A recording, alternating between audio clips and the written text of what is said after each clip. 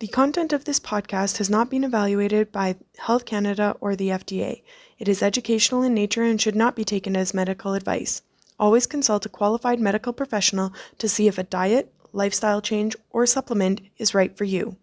Any supplements mentioned are not intended to diagnose, treat, cure, or prevent any disease.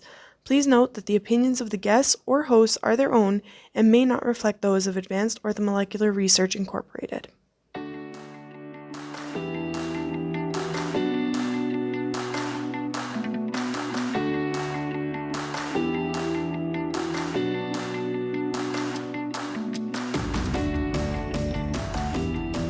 Welcome to Supplementing Health, a podcast presented by Advanced Orthomolecular Research. We are all about applying evidence-based and effective dietary, lifestyle, and natural health product strategies for your optimal health. In each episode, we will feature very engaging clinicians and experts from the world of functional and naturopathic medicine to help achieve our mission to empower people to live their best lives naturally. We are living in a fast-paced world with additional pressures and stimulation that our ancestors were simply not exposed to. This can lead to mood imbalances that affect our day-to-day. Saffron is a natural support for neurotransmitters which modulate various functions, including sleep and mood. Studies to date support its effective role in the management of depressive symptoms, as well as relieving feelings of anxiety and managing stress. Get yours today at your local retailer or online at aor.ca or aor.us. Hi there, and thanks for tuning in to Supplementing Health this week. I'm your host, Cassie Price, and today I am thrilled to have Madison Wilcox, Certified Holistic Nutritionist Consultant, joining me. Welcome, Maddie. Thank you for having me. So today we'll be discussing the role diet and nutrition plays in sustaining mental health. But before we dive in, would you like to tell our listeners a bit about yourself and what got you started in your nutrition and supplement journey? Okay, so nutrition has always been part of my life, whether I knew it or not. But recently I went on a trip overseas and I got really sick, and it was kind of in that position I was in that what do? Do you go to a hospital and seek medical treatment overseas, or do you come home and end your trip, or do you just kind of keep going? I chose to keep going with my trip because it was the trip of a lifetime. I was having so much fun. But of course, at that age and that time, I didn't really realize what I was doing to my body. So I came home, I went to a doctor, they put me on antibiotics right away, and then I actually had to go to infectious disease here in Canada to see what was going on. And so I got prescribed some more antibiotics, and then that led actually to another hospital stay because of an allergic reaction, and it kind of kept snowballing from there. And the only thing that actually really helped after all those antibiotics and hospital visits was nutrition in my diet. So I really had to change it to really feed my body and see how that's going to help and heal. I did so much damage from the antibiotics and from staying overseas when I should have came home. But what can you do? And then I decided after that if that happened to me, that it probably happens to other people. We just don't listen to our body and we keep going, and then we just do all this damage. So I decided that's when I should go into nutrition as a career. So I signed up for school the next month and started. And from there, I just fell more and more in love with it. So I actually do really love mental health when it comes to nutrition, because little do we know what we put in our body is actually affecting our mental health and our well-being. Yeah, absolutely. It plays such a key role, and it feeds or hinders the different microbiome and everything as well, which we've talked about in previous episodes. But there's so much that goes into nutrition. So as you mentioned, it also impacts mental health. And each year in Canada, 1 in 5 Canadians experience a personal mental health condition, which is actually roughly 7.5 million people, which is a crazy high number. So there is research to suggest that what we eat may not just affect our physical health, but also our mental health and well-being. So can you speak a bit more to that specifically? Yeah, of course. So mental health is massive, and I feel like in the more recent years, we're kind of learning more about how our diet and nutrition has affected that. So to say that saying, you are what you eat, a lot of people kind of laugh it off and be like, okay, whatever. But it's really true, because you have to think your brain is always on. It's always working. It's the main process that takes care of your thoughts, your movements, your breathing, your heart rate, your senses. It's always on 24/7. even when you're asleep, your brain is still functioning. So this means that our brain needs that constant supply of fuel, and the fuel is our food. So you have to think of your brain as a car. So in order for your car to run, you need to put fuel in the gas tank. Simple as that. So that's what we're doing with food. We're feeding our brain. So everyone says if you work out, then you're going to have a really good, I don't know, let's say outlook on life because you're happy you're working out. But no, it's what we put in our body. So we need to make sure that we are eating high quality foods that contain lots of vitamins, minerals, antioxidants that are going to keep nourishing our brain and protect it from the oxidative stress. So this is like the chemicals, or what we like to call them free radicals, that are produced in the body that actually cause damage to our cells. So anything that we ingest other than healthy, nutrient-rich food is going to cause that damage and going to lead to the mental illness that we read so much about now. So we have to think of now in our century, our day and age, what do we love? We love fast food. I'm guilty of it. Everyone I know is guilty of it. Our lifestyles are so busy and so high stress. It's easy just to go through a drive-through and grab a burger and fries and a shake. But diets high in the refined sugars and the high saturated fats, they're going to be harmful to the brain. So in addition, you're going to worsen your body's regulation of insulin, and insulin is so important for the body because this will promote the inflammation and oxidative stress when we're eating those high diets. And you're going to have that high where you go, oh, I feel so good, I have lots of energy, and then you're just going to crash and burn. And that's why we want those healthy foods. So there have been multiple studies on the market showing that there is a correlation between high diet in refined sugars and the saturated fats and the impaired brain function. And so when we're saying impaired brain function, in the sense, we're going to say the worsening symptoms of mood disorder, and a big one right now is depression. So if our brain is deprived of the good quality nutrition, or if we have the high free radicals in our body, the high inflammation, and this is all circulating everywhere in our body, but we're focusing on the circulation of the free radicals in the brain. So you're going to damage the brain tissue and the neurons, so the chemicals and the signaling to each other, and you're going to see that your mood is going to decrease. So there's such a big connection between your mood, mental health, and what you eat. So it's not just about working out, it's about fueling your brain.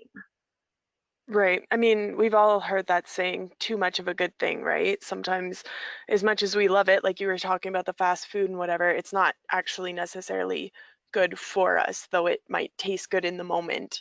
And from that note, we know that there's been a bit of an obesity epidemic that's come through with us eating more fast food, eating larger portions, etc., that's come as part of the North American diet. And some studies have found that there is a two-way association between that obesity and depression.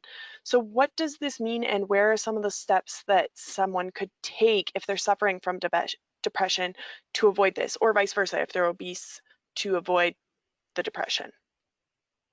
Yeah, so it's kind of a strange thing now with obesity, how big of a problem it has become because of our new lifestyle that we've all said, hey, this is the new norm.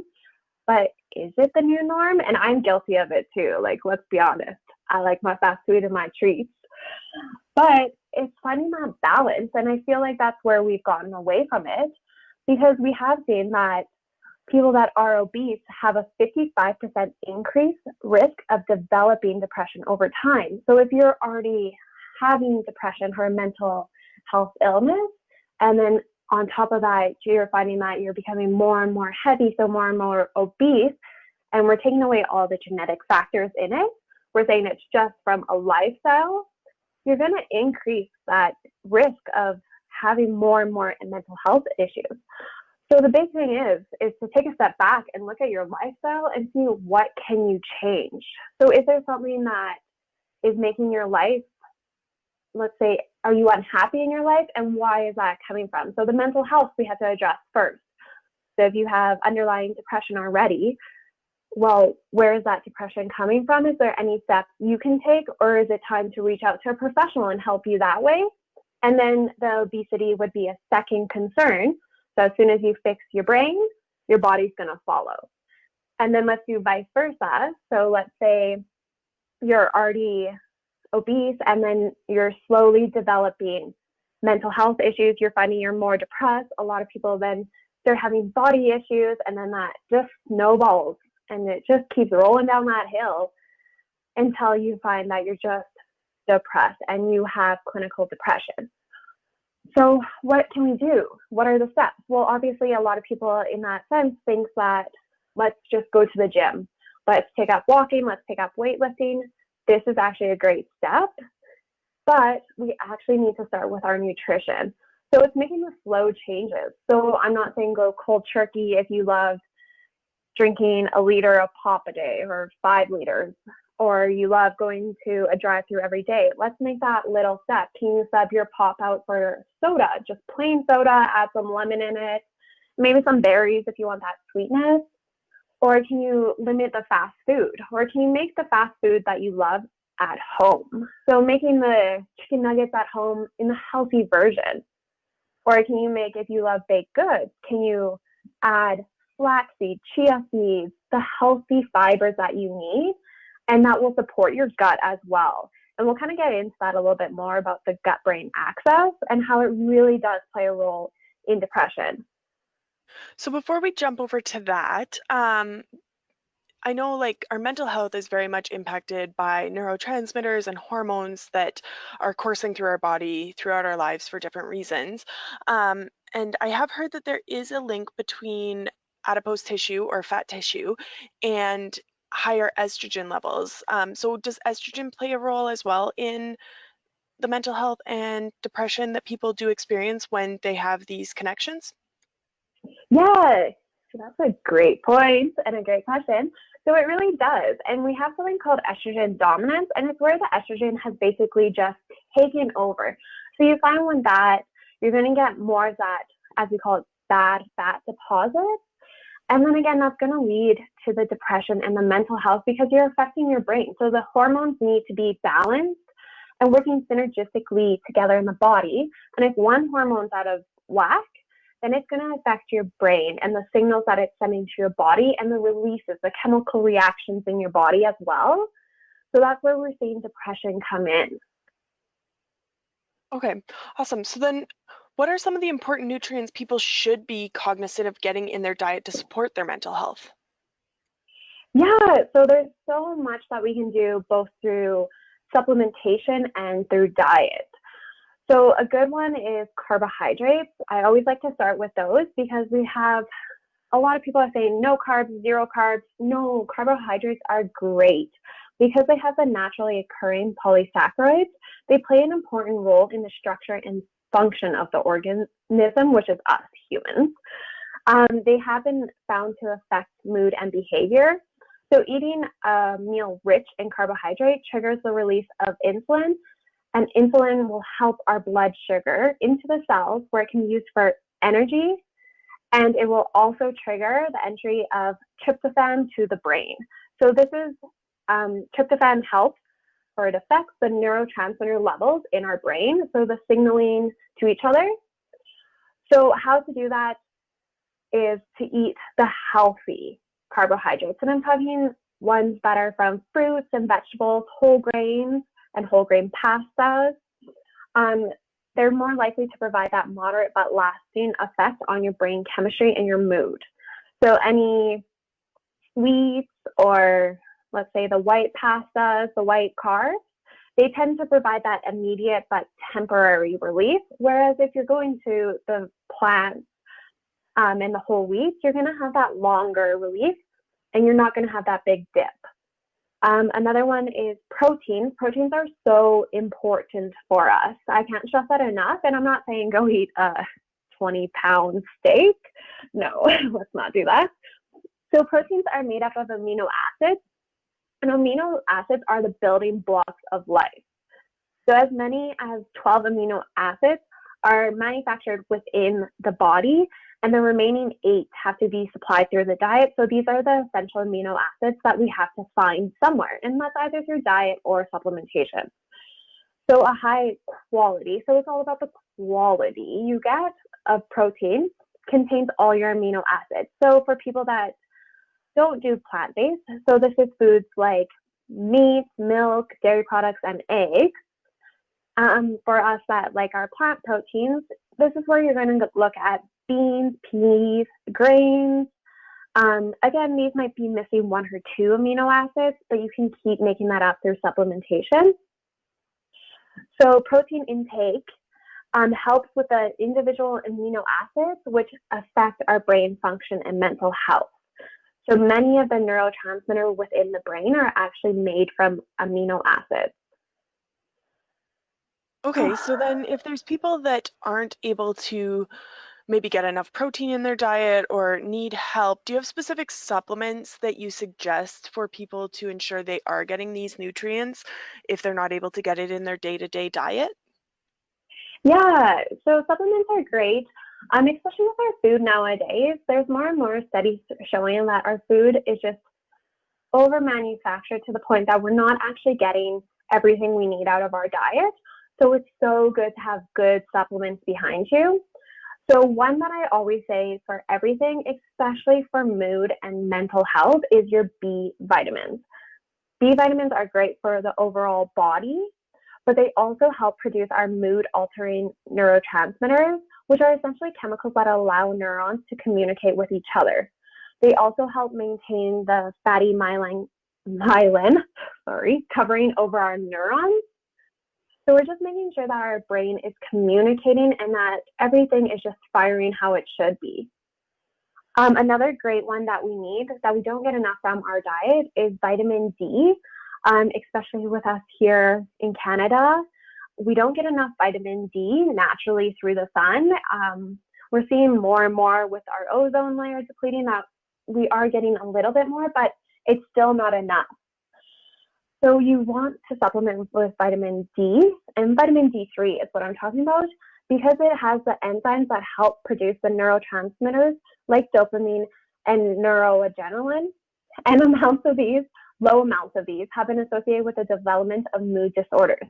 So again, I'm talking any mental issues, focusing on depression and anxiety is with vitamin D. Antioxidants, we should always have a good antioxidant in our diet, just because it helps prevent the oxidative stress. So I'm talking about like the free radicals in the body. The antioxidants are going to come in and help clean that up a bit. Omega-3, I just got myself started on omega-3, yikes. But honestly, this is one of the best things I've added to my diet. And it just helps with that communication in the brain. So again, if your brain is talking within itself and then all the signals are firing out to the body how they should be, you're going to see that mental health really isn't prominent in that person. And lastly, fiber. So unfortunately, it seems like a lot of the population does not get enough fiber in their diet. So this is one that is so easy to add as a supplement into your diet. So you can add a little bit, let's say a solufiber into your smoothie or your tea or your coffee, and it just helps maintain the healthy population of good bacteria in your gut. And again, we'll talk a little bit more about the brain-gut axis, but think of fiber as a food, and it's for your little microbes in your gut. So this is how we're going to feed them. And they're going to play a huge role in the mental health, just because it's going to help with the communication between your gut and your brain. And you're going to make sure that your gut's always going to be a happy gut. So the little microbes floating around in your gut are always going to be good guys. We don't want to take over with the bad guys. And as soon as that happens, that's where we see the problems with the mental health, depression, anxiety come in, when your gut is overruled with bad microbes. So your digestive system impacts your brain so much. That's why we want to make sure that we're feeding it and we're supplementing as best as we can. Right. Okay. So then you've mentioned it a couple times, and we have talked about that there is a link between mental health and the gut microbiome. So can you speak to what that link is and how to support a positive relationship there? Yeah. So the link between our brain and our gut is actually really important. We call it the gut-brain axis, and also call it the microbiome brain-gut axis. So this plays a massive role in our mental health and in our brain and gut health. So we always want to make sure that we're having a healthy gut, because that's the link between the central nervous system and the enteric nervous system. So it involves direct and indirect pathways between our cognitive and emotional centers in the brain, with the link to our intestinal functions. So a good example is if you eat, let's say you went and you got that extra large pizza with extra cheese, extra pepperoni, throw all the meat on there, and then a few hours, maybe it's instant for you, or maybe it's the next day, you feel bloated and just really down on yourself. That is showing that what we eat is affecting our brain. So what happened in that sense is you ate all this processed food, high fat, lots of sodium, and you just became so overrun with bad bacteria, bad microbes in your intestines, that it communicated straight to your brain, and that's where you got that low. So a really big pathway of communication that is linked with depression is what we call the altered intestinal permeability. So this is where we see, or if you have heard of, leaky gut syndrome. So this is chronic stress that we're causing that is altering our intestinal permeability. So if you think of a cheesecloth, how first when you get it, it's really tightly packed, only a little bit gets through. And then over time you use it, you're making cheese with it. And you see that it's slowly coming apart and more is getting through that cloth. That's what leaky gut syndrome is talking about. So we're letting all those toxins and all the food that we don't want out of our gut and into our bloodstream. This is causing inflammation throughout the body, but it's also really impacting our brain. So it's causing the mental health, the mental issues. And depression is really highly linked with leaky gut syndrome. So the main point of this is if we have a healthy gut, we have a healthy brain. That's very interesting. Unfortunately, we've reached the end of our time for today, but I think this conversation has provided a lot of food for thought. And I really appreciate you taking the time to come on and chat with me today. So thank you, Maddie. Also, thank you so much for having me. Yeah, absolutely. We should have you on again for sure. And thanks to our listeners as well for hopping on today and taking the time to listen. Please join us again next week to learn more ways to supplement your health.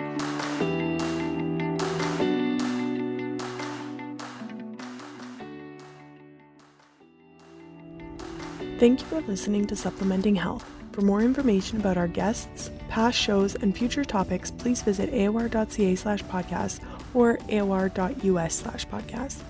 Do you have a topic you want us to cover? We invite you to engage with us on social media to request a future topic or email us at marketing@aor.ca. We hope you tune in again next week to learn more about supplementing your health.